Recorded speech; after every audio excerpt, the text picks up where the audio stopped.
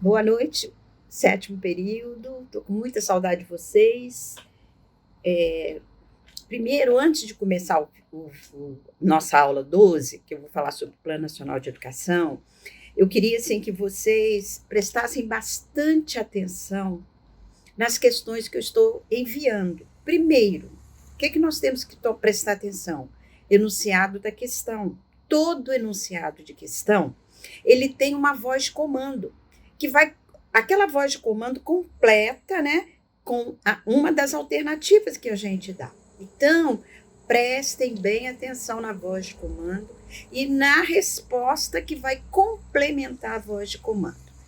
Quando vocês começam a marcar, por exemplo, a possibilidade A, o que você viu de errado? Coloque em vermelho ou põe um sublime. Eu faço isso no computador, ponho um vermelhinho para chamar a atenção de o que não está certo naquela questão. E assim sucessivamente. Quando você encontra realmente uma dúvida entre uma questão e outra, lembra que eu colocava assim, certo, que é uma cruz, e menos, né, que é mais e menos, essa que eu tenho dúvida. Então, eu só vou me debruçar em cima das que eu tenho dúvida. Tá? E vocês ainda estão num momento em que vocês poderão, né, fazer uma pesquisa sobre aquela questão, para vocês sanarem aquela dúvida. A pesquisa, na verdade, é uma forma maravilhosa de aprender. Pesquisando, a gente aprende muito bem. Então, façam isso, analisem questão por questão, possibilidade por possibilidade, marcando aquilo que você sabe que não é verdadeiro, tá? E o que sobrar, né, até no momento em que a gente tem alguma dúvida, a gente vai encontrar resposta. E isso é a maior dica para concurso, a maior dica para quem vai fazer um concurso ou vai fazer o ENAD, o que for, tá bom? Então, fica aí a minha dica. Bem, a aula de hoje vai falar sobre o Plano Nacional de Educação, que nós já ouvimos falar dele na Constituição, né, de 1988, que fala, né, no artigo 210 que tem que ser elaborado, o Brasil tem que elaborar um Plano Nacional de Educação. Então, óbvio que já houve um Plano Nacional de Educação, e agora em 2014, há 6 anos atrás, teve a lei, né? Temos a lei 13.005, de 25 de junho de 2014, que aprova o Plano Nacional de Educação. Então, esta lei, como ela tem uma duração de 10 anos, ela, agora em 2024, o Plano Nacional vai terminar. Né? Então, será que o Brasil cumpriu com aquilo que estava proposto nessa diretriz desta lei? Então, quais são as diretrizes que estão colocadas no Plano Nacional de Educação dentro desta lei? Primeiro, erradicação do analfabetismo, isso já estava escrito lá na Constituição. A universalização do atendimento escolar, também. Todo mundo tem que ser atendido, seja ele no estado, seja ele no município, no estado ou no ente federado, né, na federação, né, todo mundo tem que atender. Uma terceira coisa que até é muito importante que foi colocado, que é a superação das desigualdades educacionais, com ênfase na promoção da cidadania e na erradicação de todas as formas de discriminação. Isso em 88 não tinham colocado. Por quê? Hoje a gente observa como tem desigualdade educacional. O rico pode estudar numa escola melhor, o pobre não. E a questão da discriminação, como as pessoas são discriminadas. Então, hoje no Plano Nacional, coloca-se o quê? Vamos superar essa desigualdade, primeiro, educacional, porque a educação é direito de todos, ela tem que ser dada igual para todos. E como nós vamos erradicar as formas de discriminação? Então, na própria LDB está colocando, né? Nós vamos fazer a cultura da paz, a questão do bullying, né? Isso tudo é questão de discriminação de alguma coisa. Até a própria modalidade, né? As modalidades, por exemplo, indígena, quilombola, quando a gente vai falar do negro. Então, existe essa grande possibilidade das pessoas estarem fazendo projetos dentro da escola para demandar esse inciso 3 da diretriz do Plano Nacional de Educação. A diretriz 4 é melhoria na qualidade da educação. Bem, falar da melhoria da qualidade da educação é muito subjetivo, né? O que é bom para mim? Então, o que eu tenho de bom na minha escola? O que eu posso melhorar na minha escola para que essa minha escola ela tenha, a princípio, eu vou ter o quê? Um parâmetro. Qual é o meu parâmetro? Meu parâmetro é o IDEB. Então, qual nota que eu tirei? Então, vamos melhorar isso? Mas será que só isso é importante? Por hora é o que vai diferenciar a minha escola da outra, tá? Por hora é isso. Quem vai me avaliar? Quem vai me avaliar é o IDEB, né? Quando a gente faz a prova Brasil e a provinha Brasil. Então, nesse momento, o que vai fazer a propaganda da minha escola é isso. Então, como eu vou fazer essa melhoria da qualidade, que é subjetiva, mas ela tem resultado, né?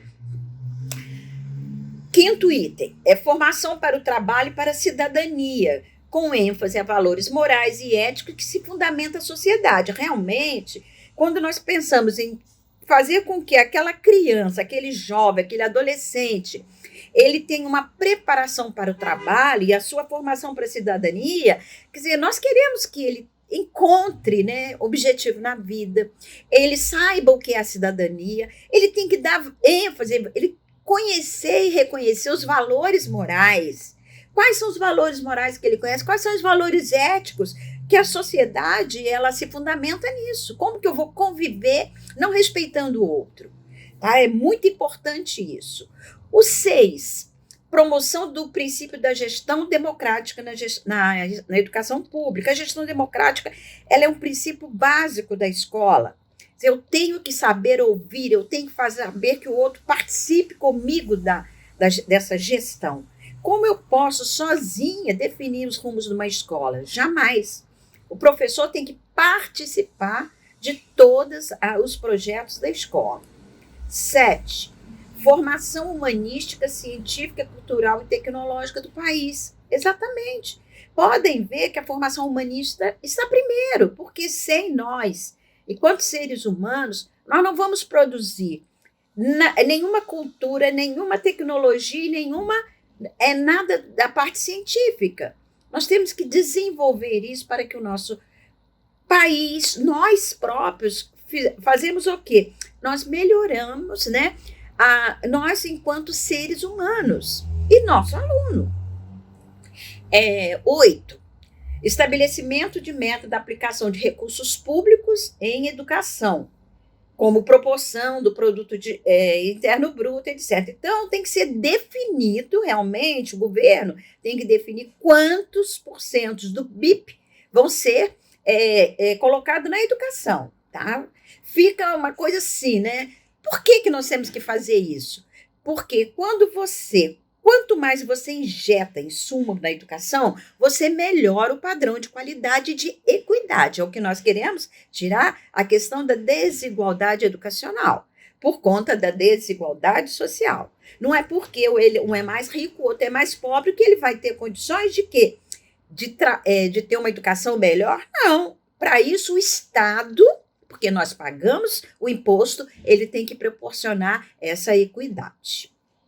9, valorização dos profissionais da educação. Evidente, sem que os profissionais da educação, se eles não forem valorizados, fica muito difícil para trabalhar, porque nós somos já idealistas, mas quem paga o nosso salário não é o nosso ideal. Nós precisamos da valorização, como o médico, que é o dentista, que é o engenheiro, que é o varredor de rua, o cara que trabalha na boutique, qualquer profissional, ele tem que ser valorizado.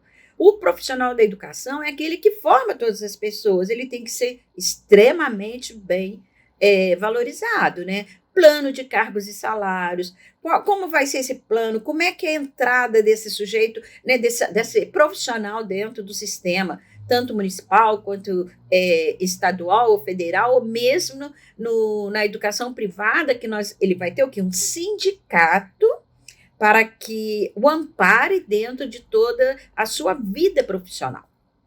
10, promoção dos princípios do respeito aos direitos humanos, a diversidade e a sustentabilidade socioambiental.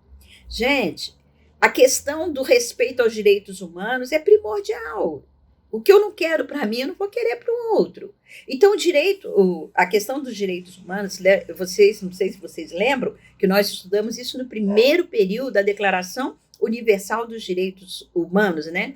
Então, ela fala todo de que nós temos direito à vida, à saúde, à educação, a viver em sociedade, quanta coisa. Então, esses direitos humanos é importantíssimo. Mas como eu tenho que promover? Né? Eu tenho que promover através de ações, e a minha própria ação é um espelho para o meu aluno. A diversidade. Como eu tenho que promover a diversidade? Mostrar que o índio é índio, o negro é negro, que cada um tem a sua história, eu tenho que respeitar. Aquele que é contra um político e aquele que é a favor, respeito, mesmo que não seja o que eu gosto, mas eu tenho que respeitar. E a sustentabilidade socioambiental, porque o nosso país, né, o nosso mundo, aliás, a educação ambiental é tudo para nós. Tá? Quantas coisas acontecem, quantas doenças acontecem devido ao quê? A não responsabilidade, né, a não promoção de ações que promovam a responsabilidade socioambiental. Bem, dando continuidade, temos o artigo 3º e 4º, que vai falar das metas previstas, tá? Mas, na verdade, o que eles querem dizer nos dois artigos, né? Primeiro, da vigência, que são 10 anos, e também que as metas previstas, como serão, por exemplo, observadas, né, pela sociedade. Então, vai ter uma amostra nos domicílios. Lembra quando eu falei para vocês que o poder público ele tem que recensear, fazer aquele censo para ver se realmente nós temos crianças estudando, né? Principalmente as crianças de 4 a 7 anos, tá? Que é o parágrafo único desse artigo, do artigo 4º. O artigo 5º vai falar que o cumprimento de todas as metas que nós vamos trabalhar, elas vão ser monitoradas pelo MEC, pela Comissão de Educação, pelo Conselho Nacional, pelo Fórum Nacional de Educação. O artigo 11, ele vai falar o seguinte: o Sistema Nacional de Educação Básica, coordenado pela União, em colaboração com os estados, com o Distrito Federal e os municípios, constituirá fonte de informação para avaliação da qualidade da educação básica e para a orientação das políticas públicas desse nível de ensino, né? Então, quando que ele vai ser avaliado, o Plano Nacional, né? Com ajuda, colaboração dos... Então, vem o Estado, né? A União vai ter ajuda do Estado, Distrito Federal e dos municípios, de 2 em 2 anos, tá? De 2 em 2 anos, farão o sistema de avaliação. O que eles vão avaliar, na verdade? O indicador de rendimento escolar, tá? Referente ao quê? Ao que foi apurado no Exame Nacional de Avaliação, que é a prova do SAEB, né? Que é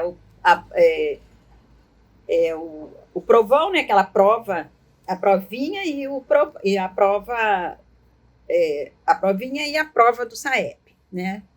Então, pelo menos, o que eles têm que descobrir? 80%, né, dos alunos de cada escola deverão ser avaliados. Se não conseguir 80%, aquela escola fica anulada a avaliação dela. Isso é o primeiro indicador. O segundo indicador é relativo à característica, qual o perfil do alunado, qual o perfil do corpo docente, né?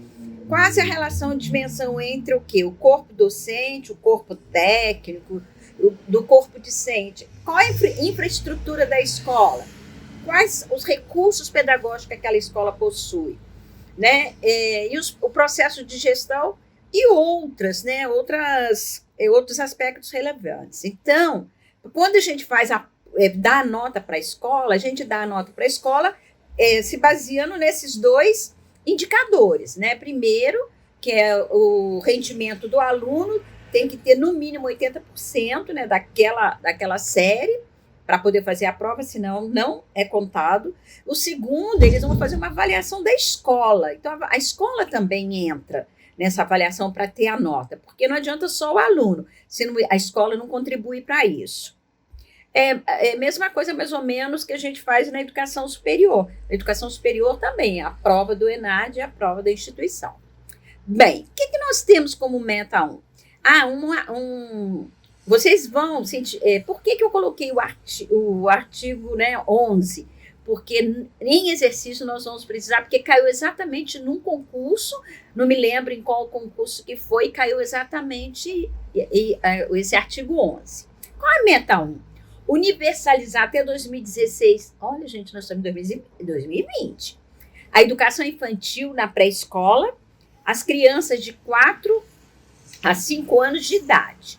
E ampliar a oferta de educação infantil em creche em forma de atender no mínimo 50% das crianças de até 3 anos até o final da vigência desse plano nacional. Quer dizer, até 2020, no mínimo 50% das crianças de 0 a 3 anos tem que estar sendo atendida nas creches, tá? Agora, a educação de 4 e 5 anos, que é da pré-escola, tem que estar totalmente contemplada na meta 1. Então, vamos fazer uma coisa. Meta 1 trabalha com educação infantil. Vamos ver a meta 2. A meta 2 fala em universalizar o ensino fundamental de 9 anos para a população de 6 a 14 anos e garantir pelo menos 95% dos alunos concluam essa etapa na idade recomendada. Então, vamos ver. Então, a meta 1 nós trabalhamos educação infantil. A meta 2, ensino fundamental, sendo que aquele ensino fundamental de 9 anos, ele tem que garantir isso, né? Ele tem que garantir que pelo menos 95% das crianças nessa faixa etária conclua até 2000, estejam todos na escola, né? Garantindo a escolaridade dessas crianças até 2020. Meta 3, tá?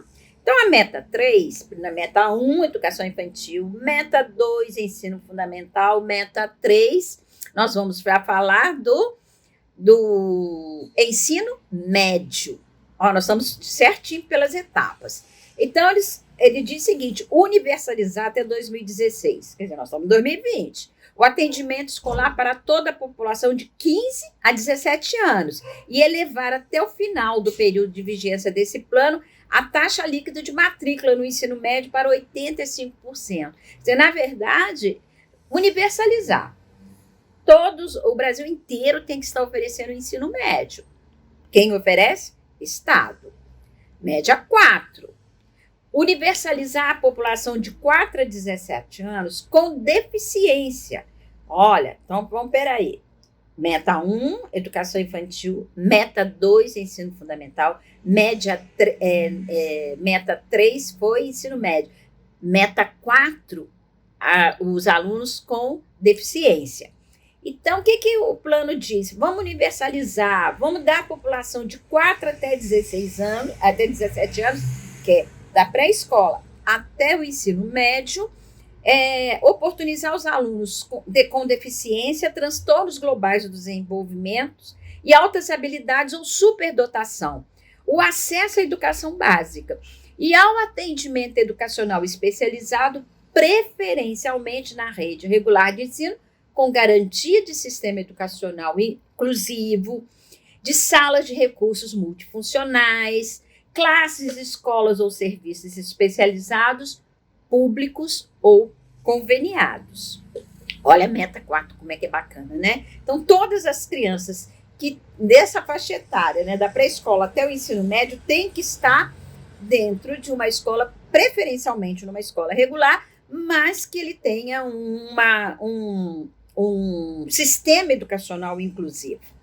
Meta 5, alfabetizar todas as crianças no máximo até o 3º ano do ensino fundamental, que a gente sabe que agora passou para 2 anos, mas ou seja, o que a meta 5 vai falar? Alfabetização.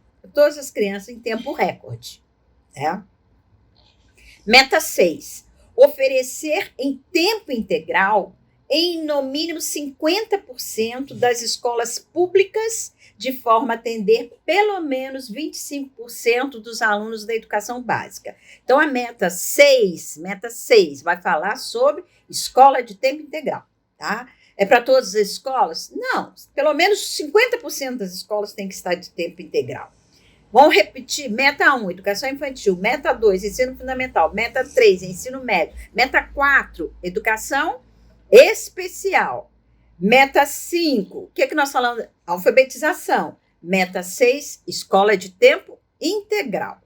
Muito bem. Meta 7, fomentar a qualidade da educação básica em todas as modalidades, etapas e modalidades, com melhoria do fluxo escolar e da aprendizagem, de modo a atingir as seguintes médias para o IDEB. Média 6 dos anos iniciais, do ensino fundamental, 5,5 do ensino fundamental dos anos finais e 5,2 do ensino médio. Gente, nós estamos querendo o mínimo de coisa, né? Quer dizer, até o final, né, 2020, nós temos que chegar à média 6 nos anos iniciais, 5,5 dos anos finais, 5,2 do ensino médio. Olha, o aluno está saindo da escola do ensino médio sabendo só a metade. É muito ruim, né? A meta 8, é elevar a escolaridade da média da população entre 18 e 29 anos. O que acontece? As pessoas, quando chegam nessa faixa etária, elas param de estudar por conta do quê?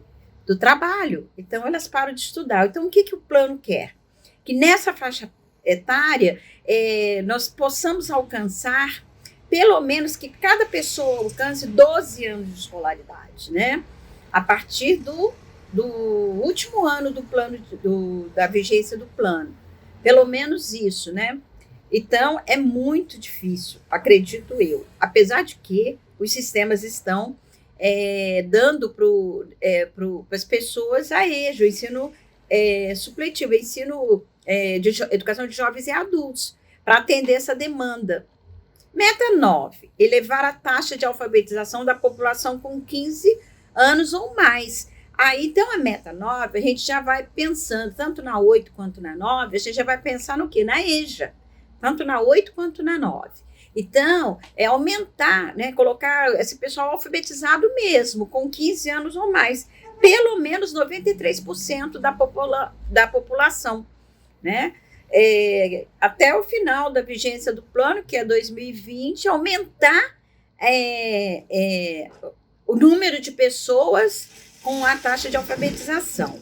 Meta 10, oferecer no mínimo 25% das matrículas da educação de jovens e adultos no ensino fundamental e médio. Então, quando a gente fala isso, então a gente está vendo 8, 9, 10 falando da EJA. Por quê?